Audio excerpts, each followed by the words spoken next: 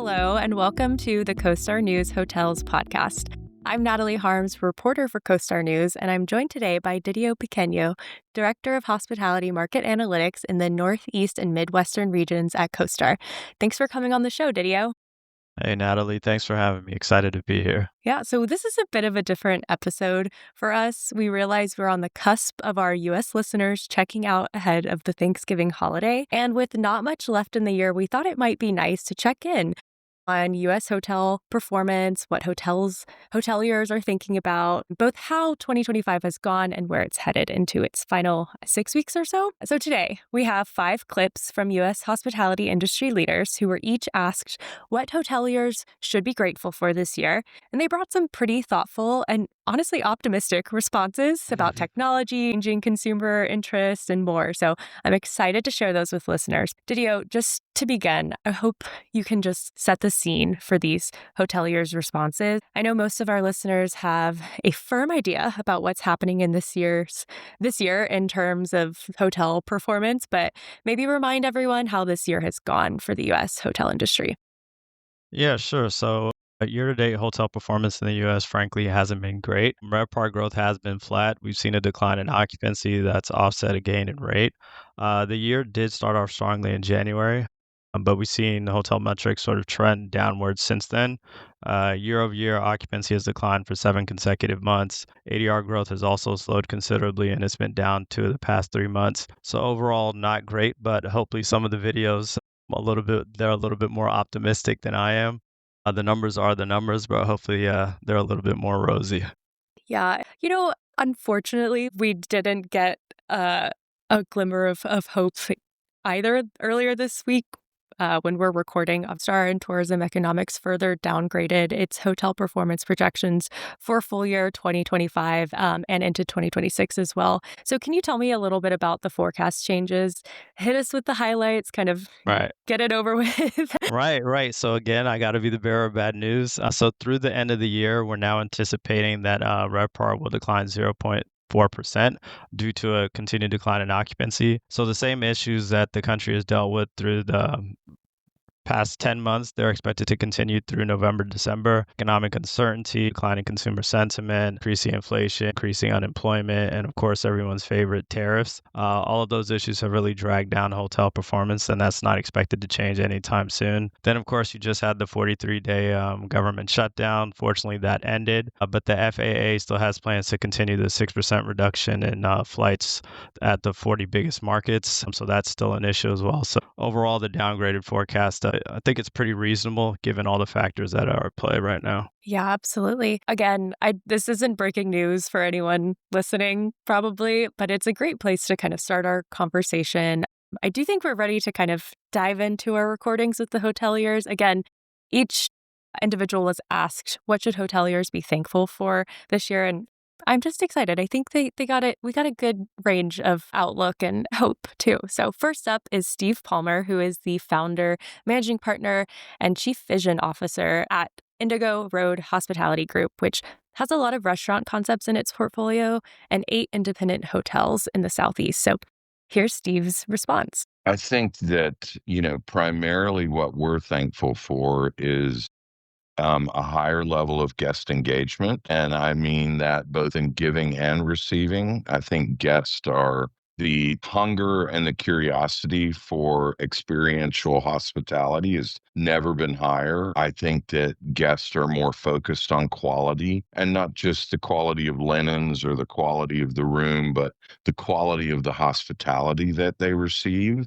And I think guests are becoming more discerning and I don't like the term demanding, but I think they expect more. And I think for us, that makes us raise our game up.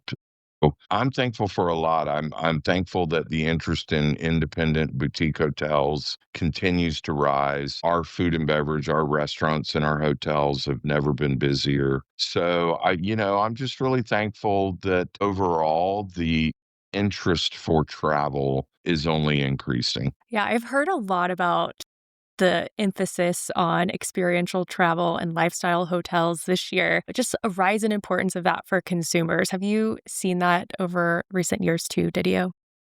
Yeah, definitely. So last week I was in Rhode Island. I gave a presentation at the NERA annual hotel conference. It was really catered to New England, hotel performance in New England, focusing on luxury and upper upscale hotels. Of course, even just around the country, we've seen RevPAR growth, and those classes have really been the only classes to experience positive RevPAR growth, which is a positive sign, of course. And one of the focuses during that conference was just how well those hotels are performing. And a lot of that has to do with one, you have the more well to do traveler, if you will, continuing to travel, continuing to spend, but they're really seeking out those higher end accommodations.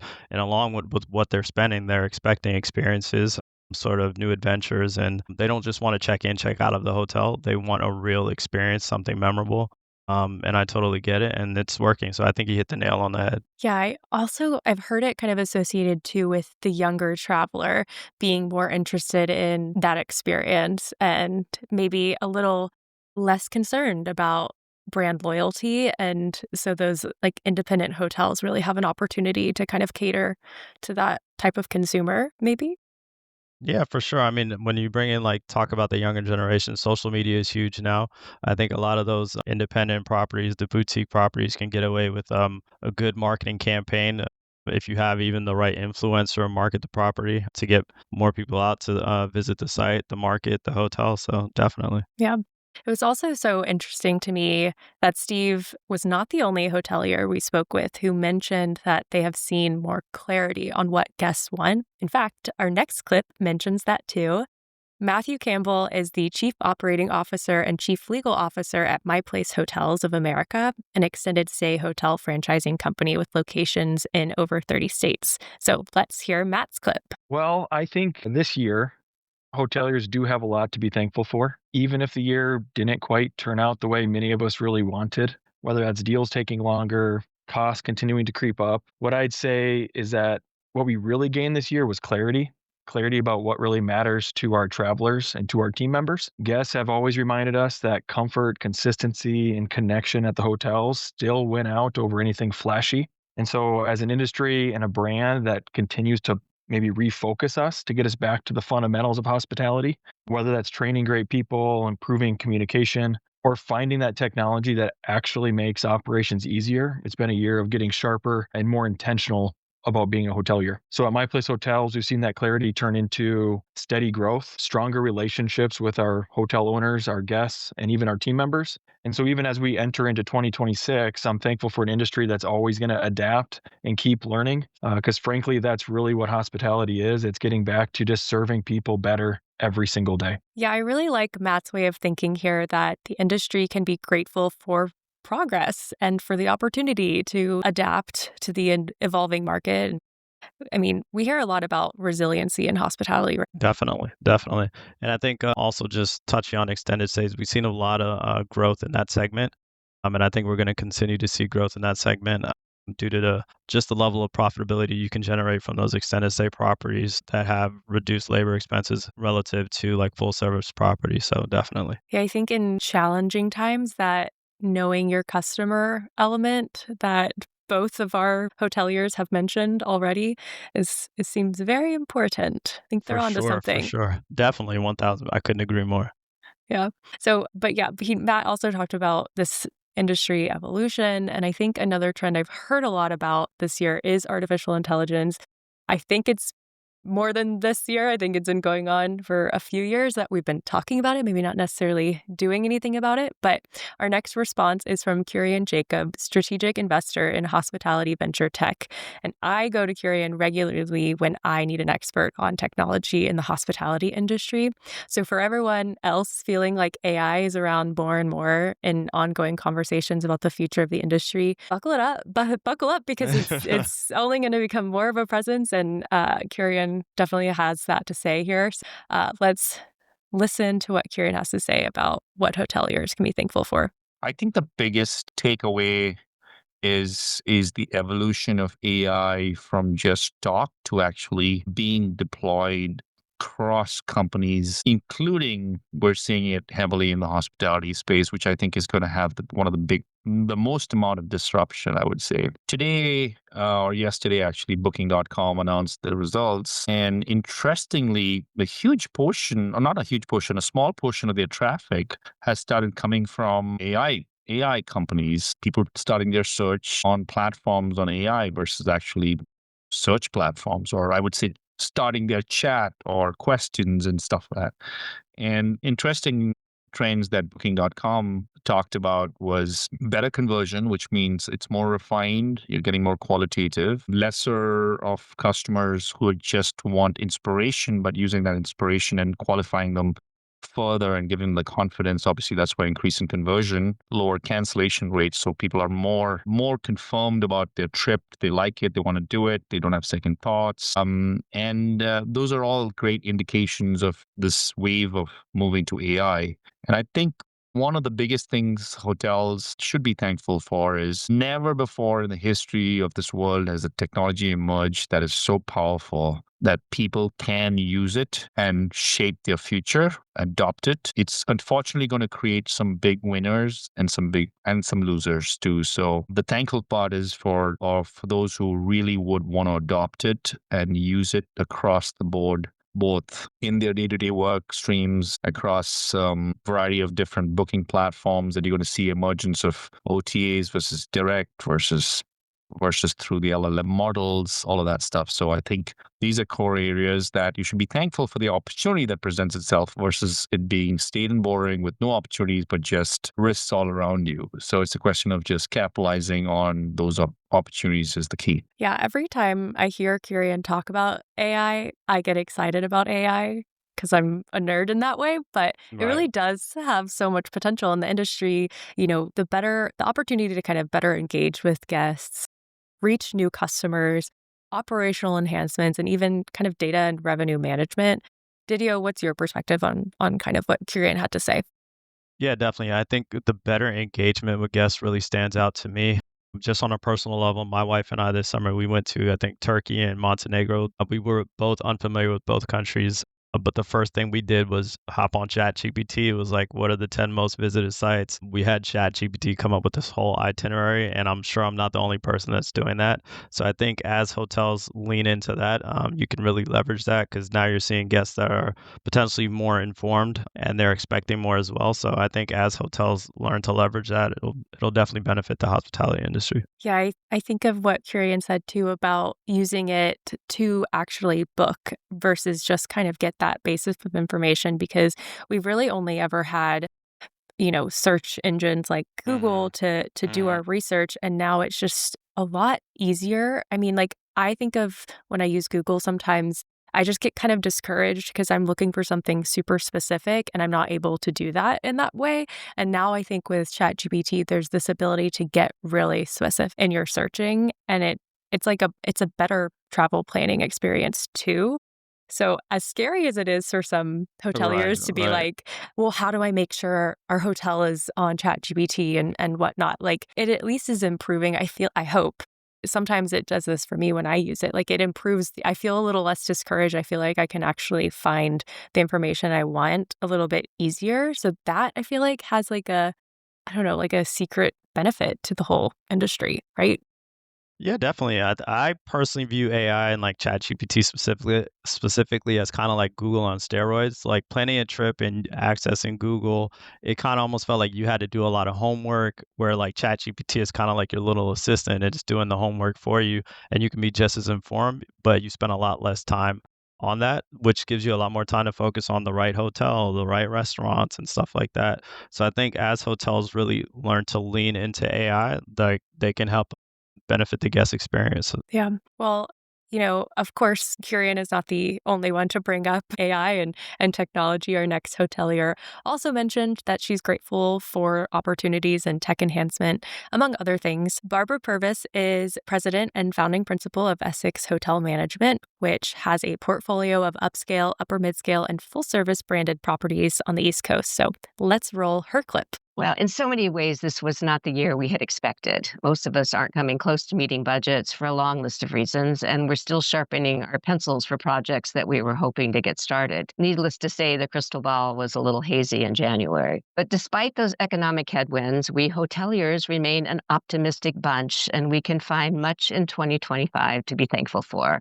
including resilient domestic travel, emerging new revenue streams, and all those AI and tech-driven efficiencies and guest insights that are helping us adapt and creatively think about future solutions. As you can see, we're all belling up to the bar in 2026, ready to take another swing. Remarkably, it's still a small industry. People remain close as they move among companies and positions. It's easy to reach out and find support and friendship, even among competitors. And I believe it will be through those collaborative efforts that will help us shift the paradigm, change the business model, and help us drive the ROI in the years to come. And that collaborative trait in our industry is something that we should continue to be thankful for. Finally, and most importantly, I personally am very grateful for the entire Essex family for their resilience, hard work, and commitment to serve our guests, team members, owners, and franchise partners. They keep their sense of humor despite the challenges, and they put up with me. We couldn't move the needle without them.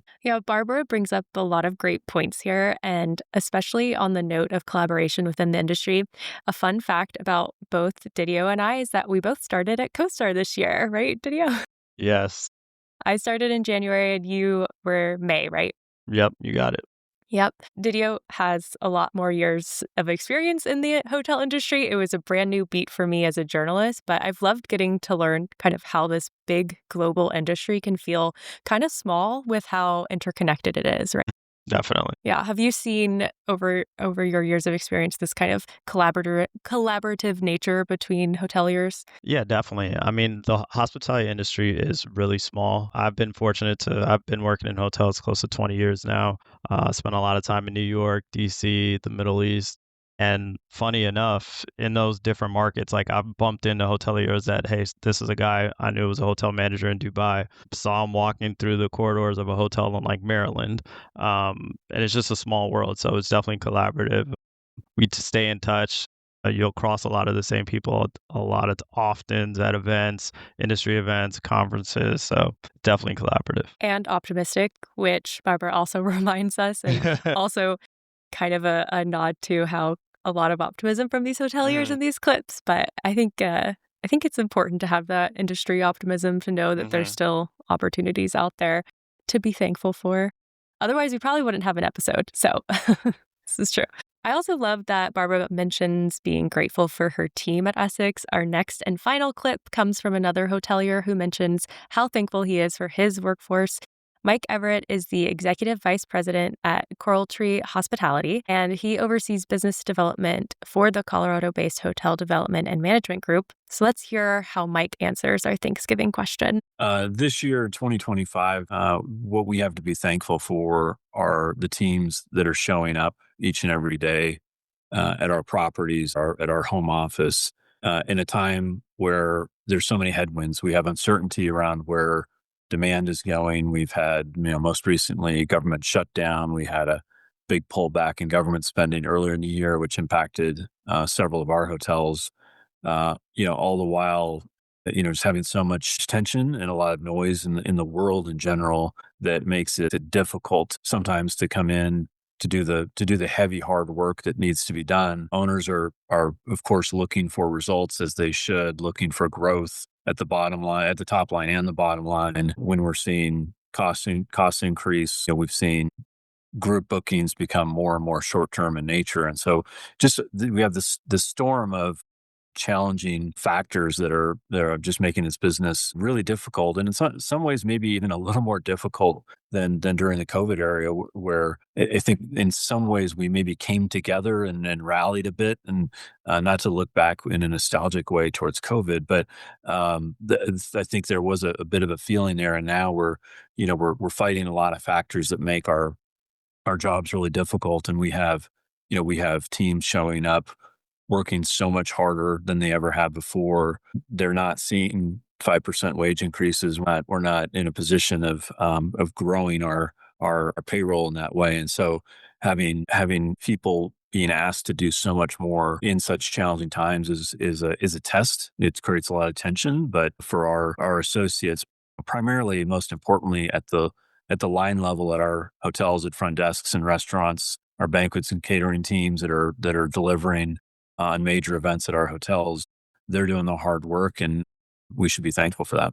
Yeah, I like that he brings up the government shutdown, which I know, Didio, Mhm. you mentioned earlier in the episode, because we think about it a couple ways. Obviously, government business travel then is going to slow. That's going to affect the industry.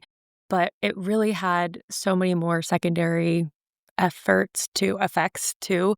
Um, and I'm curious if we're ever going to be able to have pinpoint the real impact of the longest U.S. government shutdown in history and what it had on the hospitality industry. Because even thinking back, and people travel for work, and Mhm. hospitality industry people travel for work, and it was just this added stress and daunting feeling I know I felt when I was traveling while the government was shut down that really takes a toll. Definitely. I think so. This has been the longest shutdown on record, 43 days. The last shutdown, I believe, was about 35 days. That was back in 2018 and 2019. Even after that shutdown ended, it still took about 2 months for travel to get back to pre-shutdown levels. Given that this shutdown was longer, who knows how long it could take? Could take 1 month, 2 months, 3 months.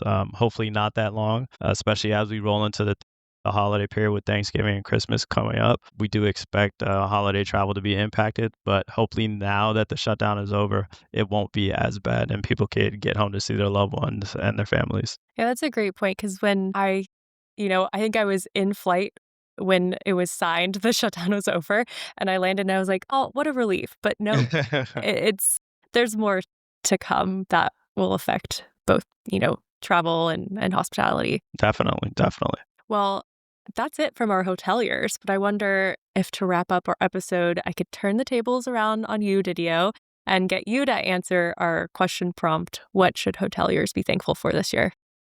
Yeah, so as you know, I'm based in the DC market, and of course, DC's been hit pretty hard this year. Hotel performance in the US overall hasn't been great. It's been worse in DC. Frankly, I'm thankful that 2025 is about to be over. Thankful that the shutdown is over as well, and just looking forward to 2026 as we roll into a new year. Yeah, absolutely. Well, thanks again for joining me for this special episode of the podcast, Didio. And thanks to each of our hoteliers who shared their thoughts with us. Happy Thanksgiving, everyone. Happy Thanksgiving. Thanks, everyone. Thanks, Natalie.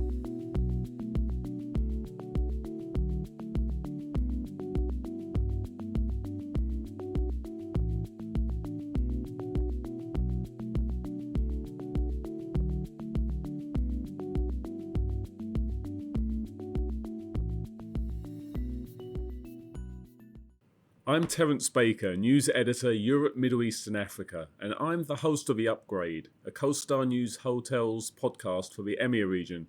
In it, I discuss with special guests the pressures, challenges, joys and exhilaration that comes with managing, owning and developing hotels in our glorious multifaceted industry.